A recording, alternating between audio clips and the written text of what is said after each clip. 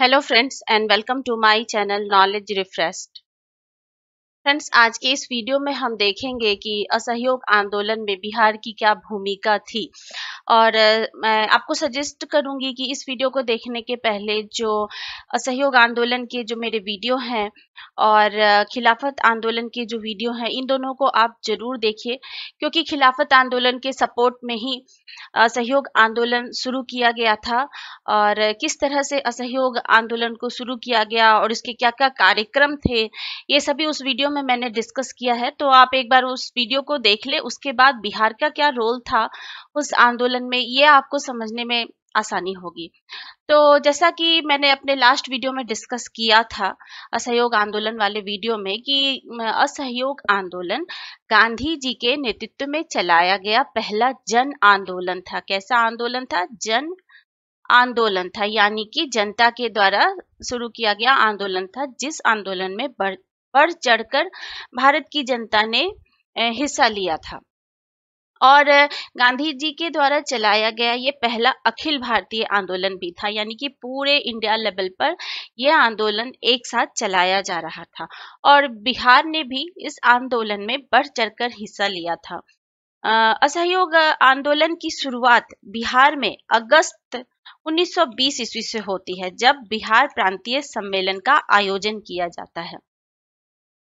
अगस्त 1920 इसमें बिहार प्रांतीय सम्मेलन का आयोजन होता है। बिहार प्रांतीय सम्मेलन, ये सम्मेलन भागलपुर में आयोजित किया जाता है। 12th सम्मेलन था, ये 12वां सम्मेलन था, जिसकी अध्यक्षता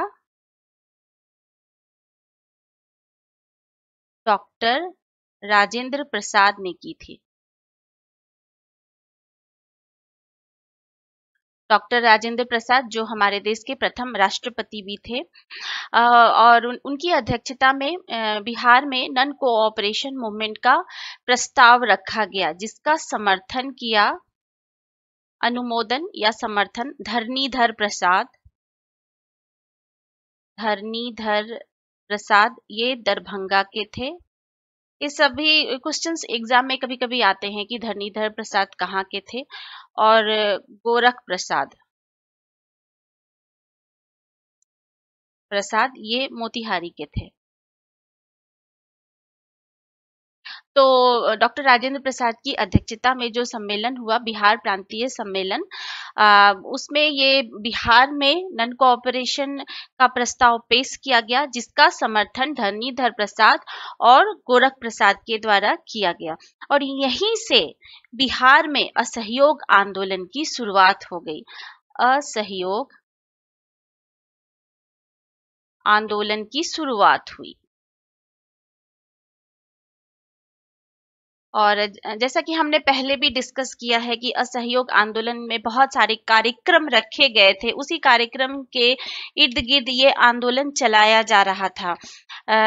जैसे कि उस कार्यक्रम में था कि बहुत सारे चीजों का त्याग, सरकार के साथ सहयोग न करना, उपाधियों का त्याग किया जा रहा था, विदेशी कपड़ों की होली जलाना, छुआछूत को मिटाना, हिंदू मुस्लिम एकता, शराबबंदी, शिक्षा पर काम किए जा रहे थे, राष्ट्रीय स्कूल खोले जा रहे थे। तो ये सारे कार्यक्रम थे असहयोग आंदोलन के। और भी बहुत सारे थे, जिसका मैंने डिटेल में डिस्कशन किया है अपने लास्ट वीडियो में, यानी असहयोग आंदोलन वाले वीडियो में। उसको एक बार मैं फिर ये सजेस्ट करूंगी कि एक बार आप जरूर देखिएगा उस वीडियो को भी।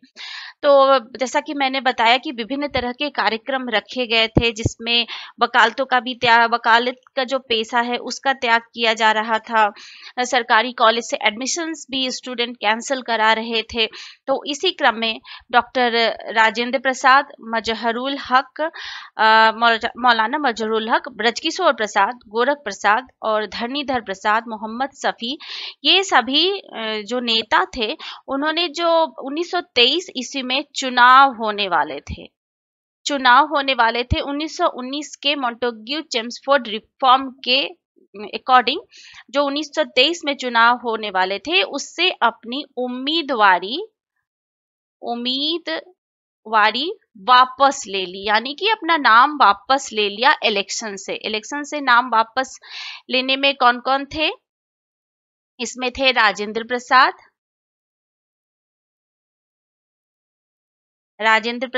धरणीधर प्रसाद,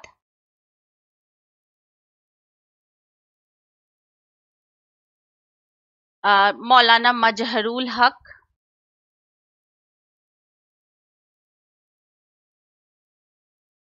ब्रजकिशोर प्रसाद,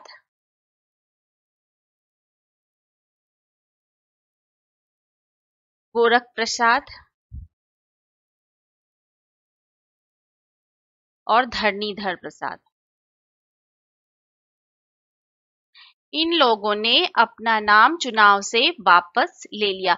राजेंद्र प्रसाद, धरणीधर प्रसाद, मौलाना मजहरुल हक, ब्रजकिशोर प्रसाद, गोरख प्रसाद और ये सारे ऐसे बड़े नेता थे जिन्होंने विधायिका चुनाव का बहिष्कार किया और कहा कि जब अब हम किसी भी तरह से सहयोग ब्रिटिश गवर्नमेंट के साथ नहीं करेंगे, असहयोग करेंगे। बहुत सारे बड़े बड़े वकील भी थे बिहार के जिन्होंने अपनी वकालत छोड़ दी असहयोग आंदोलन के सपोर्ट में। उनमें प्रमुख नाम था मोहम्मद जुबैर हुसैन, अनुग्रह नारायण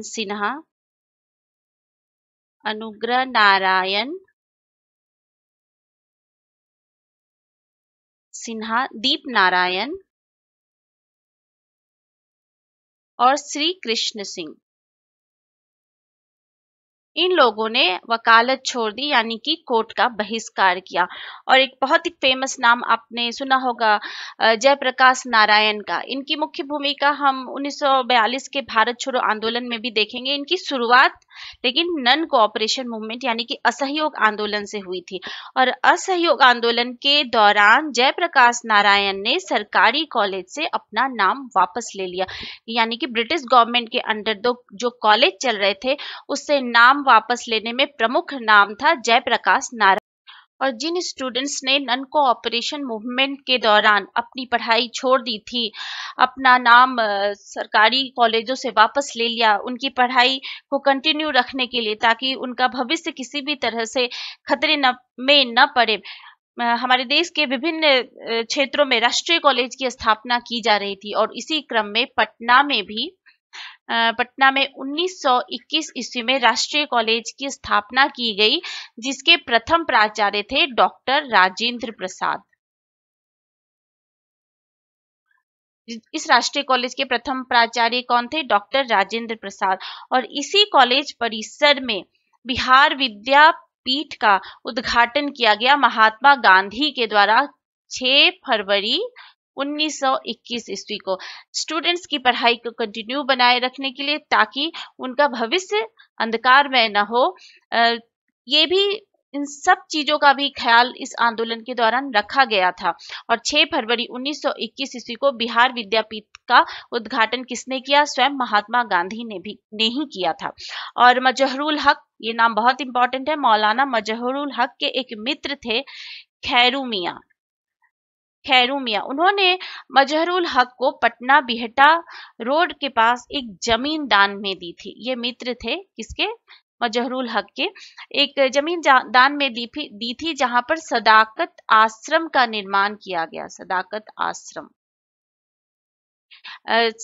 आश्रम का निर्माण किसके द्वारा किया गया था? मौलाना मजहरुल हक के द्वारा किया गया था। और वो जमीन किसने दी थी? खैरू मियां ने दान में दी थी। और ये Sadaqat Ashram none cooperation movement का एक मुख्य केंद्र था। और आगे चलकर भारत छोड़ो आंदोलन में भी इस सदाकत आश्रम ने बहुत महत्वपूर्ण भूमिका अदा की थी। और जब हमारे देश के प्रथम राष्ट्रपति डॉक्टर राजेंद्र प्रसाद रिटायर हो गए तो इसी सदाकत आश्रम में जाकर रहे थे।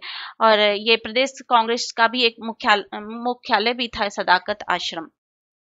और मौलाना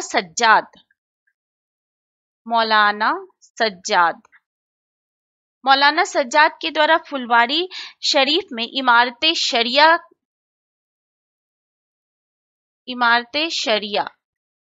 शरिया नामक संस्था का गठन किया गया था, जो कि अभी भी सक्रिय है। तो मौलाना सज्जाद ने इमारत शरिया का गठन किया, जो अभी भी सक्रिय है। इसका गठन भी नन कोऑपरेशन मूवमेंट के दौरान ही किया गया था, और विभिन्न जिलों में राष्ट्रीय पाठशाला की भी स्थापना की जा रही थी, ताकि बच्चों की पढ़ाई व्यथित न हो, रुके न। और इसी बीच 30 सितंबर 1921 ईस्वी को 30 सितंबर 1921 ईस्वी को मौलाना मजहरुल हक के द्वारा ही एक न्यूज़पेपर का प्रकाशन सदाकत आश्रम से किया गया। उसका नाम था द मदरलैंड। क्या नाम था? The Motherland. और इस न्यूज़पेपर का मुख्य उद्देश्य था हिंदू मुस्लिम एकता को बढ़ावा देना और नन कोऑपरेशन मूवमेंट का प्रचार करना। और इसमें लेखों के द्वारा नन कोऑपरेशन मूवमेंट का प्रचार प्रसार किया जाता था, ताकि ज्यादा से ज्यादा लोग, ज्यादा से ज्यादा जनता इस आंदोलन के साथ जुड़ सके। और इसी बीच प्रिंस ऑफ वेल्स दिसंबर में पटना आते हैं। इसके पहले प्रिंस ऑफ वेल्स नवंबर में मुंबई आए थे, तो वहां पर भी इनका विरोध किया गया था, बहिष्कार किया गया था इनके आने का। और 22 दिसंबर 1921 ईस्वी को प्रिंस ऑफ वेल्स जब पटना आए एडवर्ड, तो उनका विरोध किया गया। जगह जगह उनके खिलाफ नारे लगाए गए थे, प्रिंस ऑफ वेल्स के खिलाफ। तो इस तरह से हम देखते हैं कि असहयोग आंदोलन बिहार में चरम पर था, और बिहार वासियों ने भी असहयोग आंदोलन में बढ़ चढ़कर अपनी भागीदारी दिखाई थी। इसी बीच 5 फरवरी 1922 ईस्वी को एक घटना घटित होती है, चौरी चौरा की घटना जिसे कहा जाता है। चौरी चौरा की घटना होती है। चौरी चौरा एक स्थान है जो उत्तर प्रदेश के गोरखपुर जिले में है। उत्तर प्रदेश के गोरखपुर में चौरी चौरा नामक एक स्थान पर, हालांकि इसके बारे में मैंने अपने असहयोग आंदोलन वाले वीडियो में बताया है, फिर भी मैं आपको थोड़ा सा बता देती हूँ कि वहां पर लगभग 3000 किसानों की भीड़ शांतिपूर्ण प्रदर्शन कर रही थी। अहिंसक थी ये भीड़। उस पर पुलिस वालों ने गोलियां चलाई, जिसमें कुछ किसान मारे गए। तो भीड़ उग्र हो गई और उसने पुलिस थाना को चारों तरफ से घेर लिया और उसमें आग लगा दी, जिसमें 22 पुलिस वाले जिंदा जल गए थे। 22 पुलिस वाले जिंदा जल गए थे और मारे गए थे। तो ये एक हिंसक घटना हो गई इस आंदोलन के दौरान। और इसके क्योंकि महात्मा गांधी ने पहले ही ये कहा था कि यह आंदोलन बिल्कुल अहिंसक होगा, इसमें हिंसा के लिए कोई स्थान नहीं है। और जब 12 फरवरी 1922 ईस्वी को बारदोली कांग्रेस के अधिवेशन में महात्मा गांधी ने इस आंदोलन को स्थगित करने की घोषणा कर दी। चौरी चौरा की घटना से दुखित होकर महात्मा गांधी ने बारदोली कांग्रेस के अधिवेशन में यह घोषणा की कि अब असहयोग आंदोलन को समाप्त करने का वक्त आ गया है, अब हमें इसे समाप्त कर देना चाहिए। हालांकि इसके बाद महात्मा गांधी का विरोध भी किया गया, क्योंकि जब आंदोलन अपने पिक पर था तो इस आंदोलन को उन्होंने वापस ले लिया था। लेकिन महात्मा गांधी एक दूरदर्शी व्यक्ति थे, उन्होंने बहुत कुछ सोचा समझा, और क्योंकि भीड़ अब उग्र हो गई थी और उसने हिंसा को अंजाम दिया था, जिसका बदला ब्रिटिश गवर्नमेंट भी ले सकती थी आगे चलकर। जलियांवाला बाग जैसी घटना को भी अंजाम दे सकती थी, और भी बहुत सारी चीजें घटित हो सकती थी। उससे जलियांवाला बाग से भी ज्यादा बड़ी घटना को ब्रिटिश गवर्नमेंट अंजाम देती। ये सारे रीजंस थे, और भी बहुत सारे रीजंस थे, जिसकी वजह से महात्मा गांधी ने इस आंदोलन को वापस लेने की घोषणा कर दी। और आगे चलकर 25 मार्च 1922 ईस्वी को महात्मा गांधी को भी अरेस्ट कर लिया गया। जब महात्मा गांधी ने इस आंदोलन को वापस लेने की घोषणा की, तो महात्मा गांधी की बहुत आलोचना भी हुई। और इसी बीच ब्रिटिश सरकार ने विभिन्न तरह के एलिगेशंस लगाकर, विभिन्न तरह के आरोप लगाकर महात्मा गांधी को गिरफ्तार कर लिया और उनको 6 साल की सजा दी गई थी ब्रिटिश गवर्नमेंट के द्वारा। और 20 जुलाई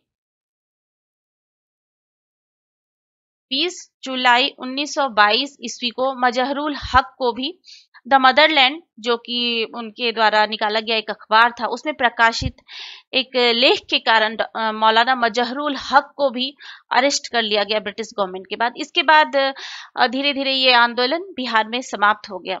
लेकिन बिहार में ये आंदोलन समाप्त तो हो गया, लेकिन बिहार वासियों में ये आंदोलन राजनीतिक चेतना जगाने में महत्वपूर्ण भूमिका अदा करता है। और बिहार के लोगों को आंदोलन की मुख्य धारा से, जितने भी राष्ट्रीय आंदोलन हुए आगे चलकर, उसकी मुख्य धारा में जोड़ने में बिहार को इस आंदोलन ने बहुत महत्वपूर्ण भूमिका अदा की। सविनय अवज्ञा आंदोलन में बिहार ने बढ़ चढ़कर हिस्सा लिया। भारत छोड़ो आंदोलन में बिहार ने बढ़ चढ़कर हिस्सा लिया। तो इस तरह हम देखते हैं कि किस तरह असहयोग आंदोलन में बिहार वासियों की क्या भूमिका रही। हमने डिटेल में इस वीडियो में देखा। आई होप आपको ये वीडियो पसंद आया होगा। अगर आपको ये समझने में आसानी हुई होगी कि बिहार की क्या भूमिका रही। आगे चलकर हम सविनय अवज्ञा आंदोलन और असहयोग आंदोलन में भी बिहार की भूमिका को डिस्कस करेंगे। अगर आपको ये वीडियो पसंद आता है तो प्लीज लाइक जरूर कीजिएगा और सब्सक्राइब जरूर कीजिएगा। Thank you so much for watching.